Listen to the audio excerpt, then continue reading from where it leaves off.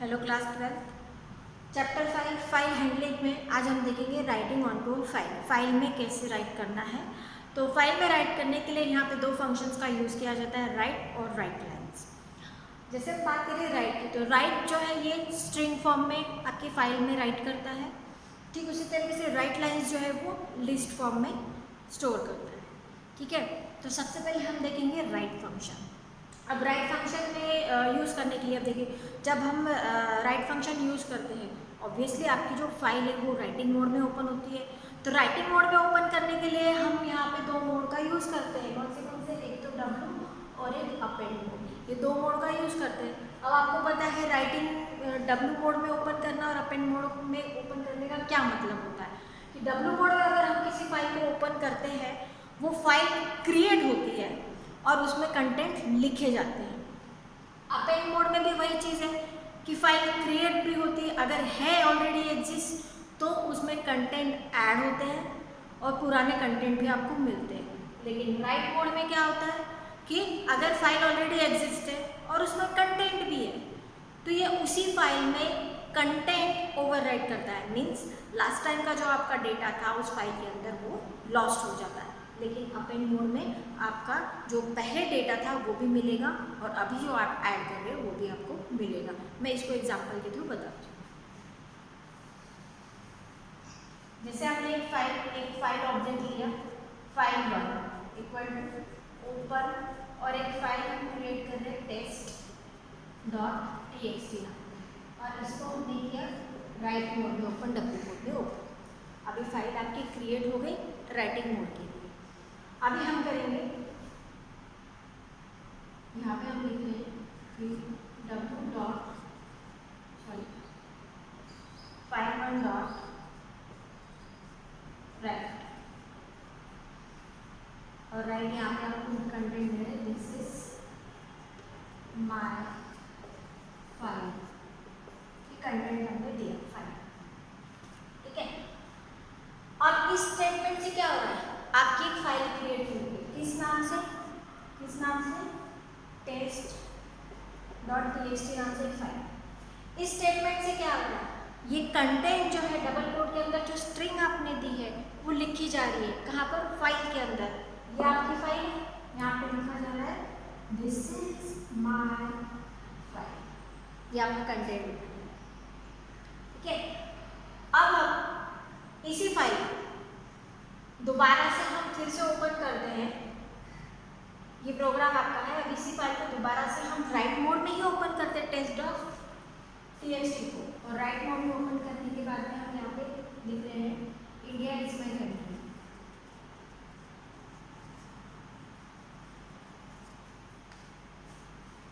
ठीक है, पहले हमने क्रिएट की थी, राइट मोड में ओपन की थी, हमने फाइल में कंटेंट लिखा था दिस इज माय, ये आपकी फाइल क्रिएट हो गई।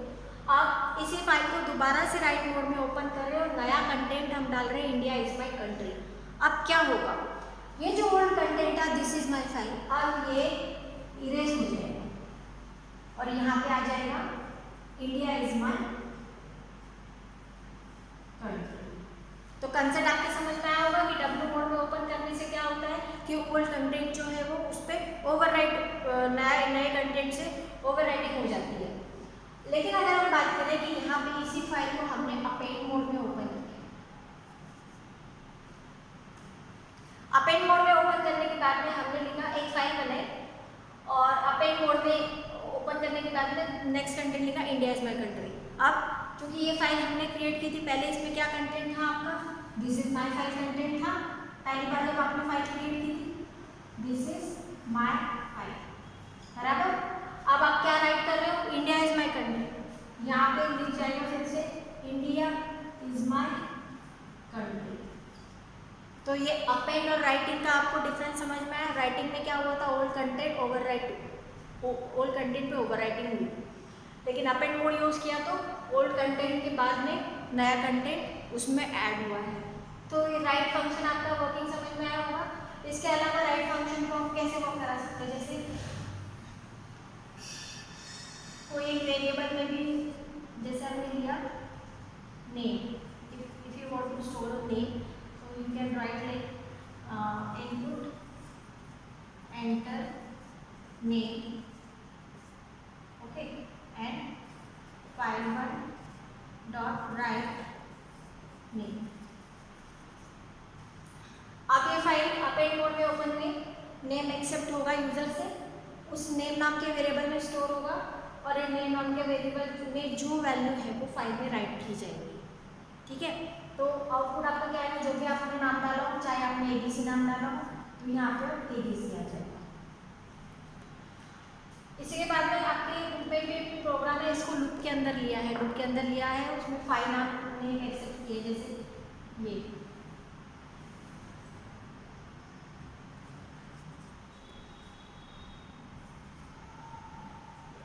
इंग्लिश और ये फाइल है और नेम भी दिया है, name word input enter name, यहाँ पे file1 डॉट राइट नेम। इसके बाद में फाइल को क्लोज करें, file1 डॉट क्लोज। अब इससे क्या होगा, फाइल आपने अपेंड मोड में ओपन की, ये लूप आपका फाइल टाइम चल रहा है, फाइल टाइम चलने में फाइल नेम एक्सेप्ट कर रहा है और एक एक नाम को वो फाइल में राइट कर रहा है, उसके बाद में फाइल को क्लोज।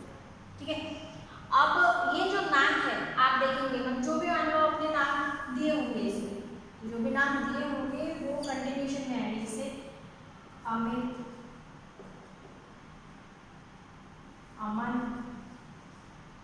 अजय, आशु, अंकित, इस तरीके से फाइल नेम जो है वो कंटिन्यूशन में आपके फाइल में स्टोर होंगे। If you want to put the new line character on file, तो यहाँ पे आपको न्यू लाइन कैरेक्टर भी आपको देना होगा, जैसे हर एक नाम के बाद में file1 डॉट राइट करके आप न्यू लाइन आप दे सकते हो। तो ये जो नए नाम जो है हर एक लाइन में आपका आएगा। ठीक है, तो ये राइट आपको समझ में आया होगा। अब ठीक उसी तरीके से राइट लाइन का भी यूज ऐसे ही होता है, लेकिन राइट लाइन के यूज करने के लिए आपको क्या करना होगा कि ये जो आप नेम ले रहे हो उसको आपको लिस्ट के अंदर स्टोर करना पड़ेगा, लिस्ट में अपेंड करके आप फिर वो जो file dot right line function के अंदर आप लिस्ट का ऑब्जेक्ट आप डालेंगे। ठीक है, जैसे हमने यहाँ पे स्ट्रिंग का ऑब्जेक्ट डाला था। इसके बाद हम बात करेंगे फ्लश फंक्शन की।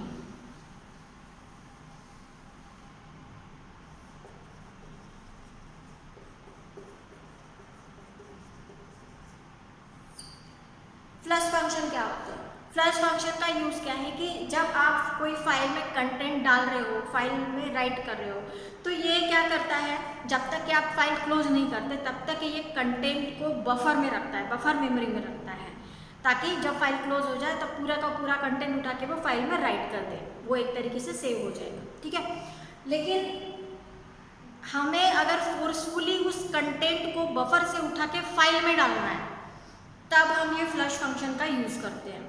ठीक है, अब जैसे कि एक फाइल हमने ओपन की है, file1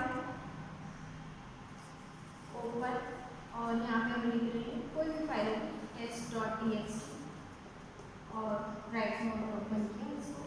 अब हम लिख रहे हैं file1 डॉट राइट और यहाँ पे कंटेंट डाल hello this is my first program. ठीक है, अभी कंटेंट आपने डाला, अब अभी ये कहाँ पर है, बफर में है, फोर्सफुली आपको डालना है फाइल के अंदर, तो यहाँ पे हम लिखेंगे file1 dot flush.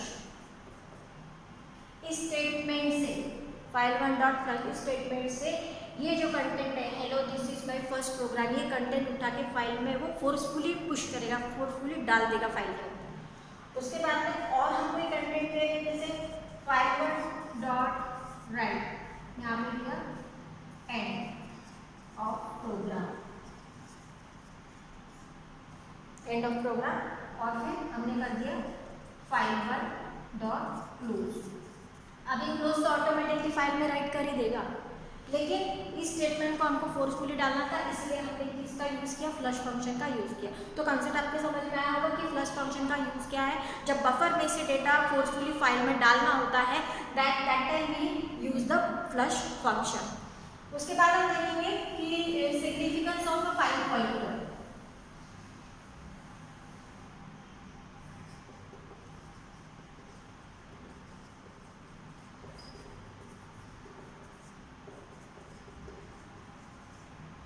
Significance of file pointer, file pointer का क्या सिग्निफिकेंस है। अभी मैंने आपको बताया था कि मान लो एक कोई फाइल है आपकी, ये एक फाइल है ABCXYZ, ये फाइल आपका कंटेंट है, किस नाम की फाइल। अब मैंने फाइल एक जैसे रीड मोड में ओपन की, for example file 1 equal to open, और ये test.txt रीड मोड में ओपन करना है, रीड मोड में ओपन करिए और रीड करते हो कैसे बनेगा कि फाइल डॉट रीड। अब रीड में से सिर्फ मैंने यहाँ पे 2 लिखा, दैट मीन्स ये स्टेटमेंट का मतलब क्या है कि हम सिर्फ 2 बाइट को रीड करेंगे, है ना। अब 2 बाइट को रीड करेंगे मतलब ये फाइल है आपकी, और फाइल में सिर्फ 2 बाइट मतलब कितने कैरेक्टर रीड किए, A और B, ठीक है। ये रीड करने के बाद में अभी आपका फाइल पॉइंटर कहाँ पर है, अभी फाइल पॉइंटर आपका यहाँ पर है, कहाँ पर है, यहाँ पर है, क्योंकि 2 बाइट आपने रीड कर ली। अब हम दोबारा से रीड करेंगे, मान लीजिए यहाँ पर हम स्टोर भी करेंगे वेरिएबल में, और उसके बाद में हम प्रिंट करने की कोशिश करेंगे, प्रिंट सिलेक्ट, तो ये A भी प्रिंट करेगा। उसके बाद में अगर हम दोबारा से ch नाम के वेरिएबल में file1 डॉट रीड, और यहाँ पे फिर से लिखेंगे फाइल, मतलब ये आगे के 2 बाइट के आगे के 5 बाइट्स को रीड करेगा। अब ये 3 4 5 मतलब क्या स्टोर किया इसने, C स्पेस X, आगे प्रिंट करेगा तो क्या प्रिंट करेगा, C स्पेस और X, और यहाँ पे इसने A और B प्रिंट। समझ में आया आपको, ठीक है। तो file pointer, significance of file pointer क्या है, आप जब जहाँ तक रीड करें, अगर हमने यहाँ पे कुछ लिख दिया, सबसे पहले बिगिनिंग में इस स्टेटमेंट में क्या होता है, बिगिनिंग में आपका जो फाइल पॉइंटर है सबसे फाइल के बिगिनिंग पॉइंट पे होता है, बिगिनिंग में बिल्कुल, ठीक है। और हमने अगर रीड में नंबर ऑफ बाइट स्पेसिफाई किए हैं तो उस उतने बाइट रीड करके नेक्स्ट पोजीशन पे पहुंचता है। और अगर हमने सिर्फ ये रीड कंप्लीट कर लिया, मतलब फाइल पॉइंटर कहाँ है, ये पूरा रीड कर लिया, एंड में अभी आपका फाइल पॉइंटर, तो समझ में आया सिग्निफिकेंस ऑफ फाइल पॉइंटर। इसके बाद हम बात करेंगे ट्रेलिंग कैरेक्टर्स की।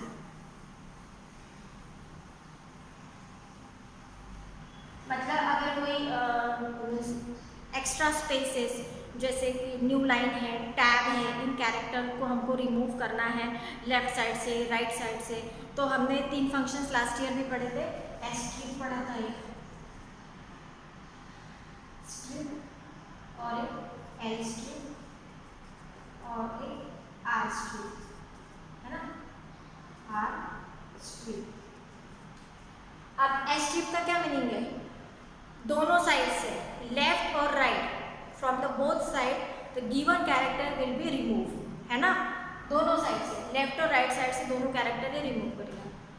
एल स्ट्रिप क्या करता है, लेफ्ट साइड से given character will be remove, left side से, फाइल के लेफ्ट साइड से जो होगा वो राइट साइड से जो भी आप चाहे वो स्लैशर दे रहे हो, टैब दे रहे हो, कोई कैरेक्टर भी दे रहे हो, तो वो क्या करेगा, लेफ्ट साइड से रिमूव करेगा। और आर स्ट्रिप का मतलब क्या है, राइट साइड से, फाइल कंटेंट के राइट साइड से, एल स्ट्रिप यहाँ से करेगा, आर स्ट्रिप राइट साइड से करेगा, ठीक है। तो राइट साइड से given character will be remove, तो इनके मीनिंग आपको समझ में आ रहा है, ट्रेलिंग कैरेक्टर को रिमूव करने का काम करता है एस स्ट्रिप और आर स्ट्रिप।